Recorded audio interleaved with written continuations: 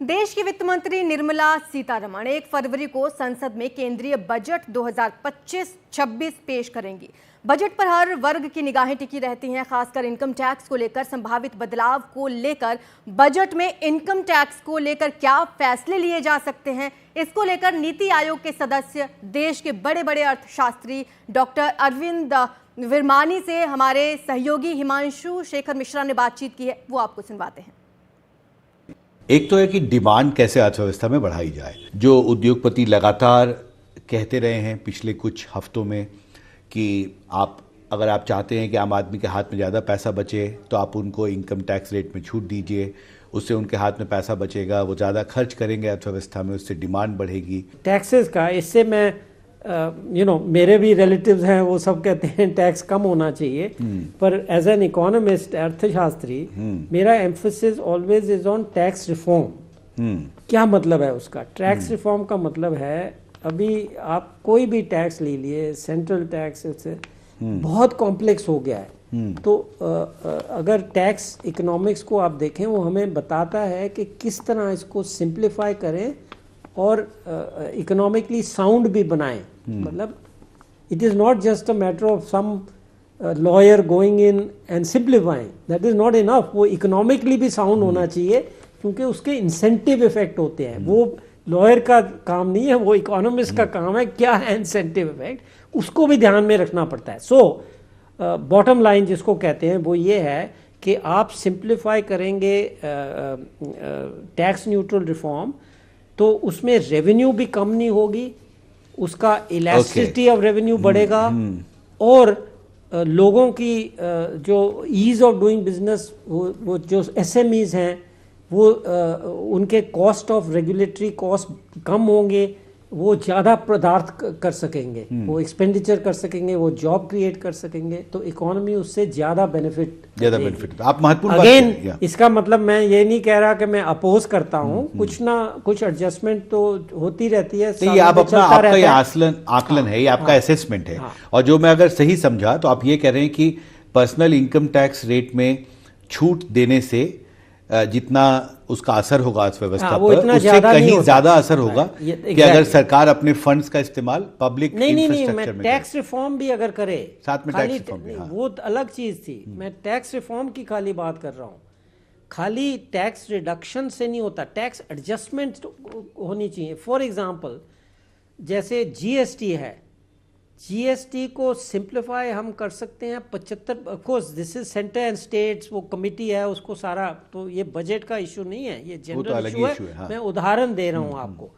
तो हम 75% of the taxes हम सिंगल रेट कर सकते हैं, पर हमें थोड़े से आइटम चाहिए, बहुत थोड़े, तकरीबन 5 आइटम है जिसपे आपको हायर करो तो आपकी रेवेन्यू बस ठीक रहेगी, पर सिंप्लीफिकेशन करो, ओके, उसको सबको फायदा होगा। अब रेवेन्यू की बात नहीं है, रेवेन्यू न्यूट्रल भी सिंप्लीफिकेशन हो सकती है, पर उसमें कैसे होगी करे, वो आपको टैक्स इकोनॉमिस्ट बताएगा जी, क्योंकि it is not a general public हम वोट कर रहे हैं। You have to apply. अगर मैं सही समझा तो आप ये कह रहे हैं कि पर्सनल इनकम टैक्स रेट में, क्योंकि वो बिजनेस को अफेक्ट करता है, इसलिए बिजनेस को अफेक्ट करता है। हाँ, इट इज नॉट, हाँ, that is the other thing. Simplification खाली हमारे सैलरी पे नहीं करता, वो जो बिजनेसमैन है उसको भी करता है ना, वो भी ध्यान रखना पड़ेगा। हाँ, अगर आप बॉटम लाइन या मूल्य बात करें, मैं ये कह रहा हूँ कि खाली हम अपना नहीं सोचना है, हमें बिजनेस का सोचना है, जो एक्चुअली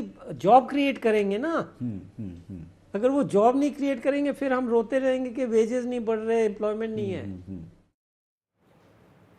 तो 1 फरवरी को आम बजट है, जाहिर सी बात है आप सभी दर्शकों की नज़र है वित्त मंत्री की घोषणाओं की तरफ कि क्या मिलेगा, किस चीज़ का इंतज़ार रह जाएगा, क्या होना चाहिए, क्या करना सरकार के लिए भी मुश्किल है, टैक्स में कितनी राहत मिलेगी। लेकिन सबसे बड़ी चर्चा है ओल्ड टैक्स रिजीम के ख़त्म होने की। लिहाजा आज हम इसी पर बात करेंगे, क्यों ऐसी चर्चा है, ऐसा क्या हुआ कि इस बात पर लगातार चर्चा हो रही है। ऐसे ही तमाम सवाल हैं जिनका जवाब हम अपने एक्सपर्ट से जानेंगे, लेकिन पहले ये समझाते हैं कि इसको लेकर एसबीआई की रिसर्च क्या कुछ कहती है। तो चलिए, हमारे साथ हमारे गेस्ट मौजूद हैं, टैक्स एक्सपर्ट हैं गोपाल केडिया। गोपाल जी, बहुत बहुत स्वागत है आपका हमारे साथ जुड़ने के लिए। सबसे बड़ा सवाल यही है कि ओल्ड टैक्स रिजीम क्या खत्म कर दी जाएगी? देखिए, ओल्ड टैक्स रेजिम जो है पिछले कई वर्षों से ये बात चल रही है कि नई टैक्स रेजिम आ गई और ये ज्यादा बेनिफिशियल है, तो इसको बंद कर दिया जाए। बेसिकली इसको न्यू टैक्स रेजिम इंट्रोड्यूस करने का मेन मकसद ही यही था कि ओल्ड टैक्स रेजिम में जितना कॉम्प्लिकेशंस हो गया था, जो हम छूट लेते थे, डिडक्शंस लेते थे, एग्जम्पशंस लेते थे, वो बहुत लोग फर्जी लेना शुरू कर दिया था। और जब स्क्रूटनी केस आते थे तो उसको हम लोग प्रॉपर डॉक्यूमेंट नहीं दे पाते थे वहां पर, और बाद में टैक्स लिटिगेशंस में मामला चले जाता था, तो उससे कॉम्प्लिकेशंस बढ़ते जा रहा था। यह प्रेजेंट गवर्नमेंट की मंशा ये रही, deduction less, exemption less based economy जो है ये बनाई जाए। तो इसमें इस बार हम लोग उम्मीद कर रहे हैं कि चूंकि न्यू टैक्स रेजिम को बहुत लुक्रेटिव बना दिया गया है, बहुत ज्यादा लुक्रेटिव बना दिया गया है, टैक्स रेट बहुत कम हो गए हैं, तो इसलिए ओल्ड टैक्स रेजिम को बंद कर देना ही ज्यादा लाजिमी है। तो क्या लगता है Gopal ji, new tax regime में क्या कुछ बदलाव होंगे? टैक्स पेयर्स को थोड़ी राहत मिलेगी, नहीं मिलेगी, क्या लगता है? देखिए, इस बार जो बजट आने वाला है, इस बजट में न्यू टैक्स रेजिम में मेरे को कोई भी बदलाव की गुंजाइश नहीं लग रही है, क्योंकि पिछले साल जुलाई में जो बजट पेश किया गया उसमें ऑलरेडी दो महत्वपूर्ण चेंजेस किए गए। एक स्टैंडर्ड डिडक्शन 50,000 से बढ़ाकर 75,000 कर दिया गया, और जो स्लैब रेट जो है 6 लाख और 7 लाख उसमें 10% से कम करके 5% उसको कर दिया गया। तो चूंकि डायरेक्ट टैक्स कोड आने वाला है, अभी इस अधिवेशन में ही हो सकता है कि डायरेक्ट टैक्स कोड आ जावे, और उसमें सारे के सारे टैक्स सिंप्लीफिकेशन को किया मद्देनजर ये एक्ट बनाया गया है, तो उसमें सारी चीजें होंगी। इसलिए मेरे को नहीं लगता इस बजट सेशन में कोई चेंजेस किए जाएंगे न्यू टैक्स रेजिम में भी। लेकिन क्या लगता है कि इसका टैक्स पेयर्स के डिस्पोजेबल जो इनकम है उस पर या फिर सेविंग्स पर क्या असर होगा? नहीं, देखिए, इस बार जो गवर्नमेंट का जो कलेक्शंस है, डायरेक्ट टैक्स रेवेन्यू जो है वो 20 लाख करोड़ के आसपास चला गया है। तो टैक्स रेवेन्यू बहुत अच्छा गया है और अच्छा जा रहा है, और इंडिविजुअल का कंट्रीब्यूशंस, जो इंडिविजुअल टैक्स पेयर्स हैं उनका कंट्रीब्यूशंस बहुत ज्यादा है।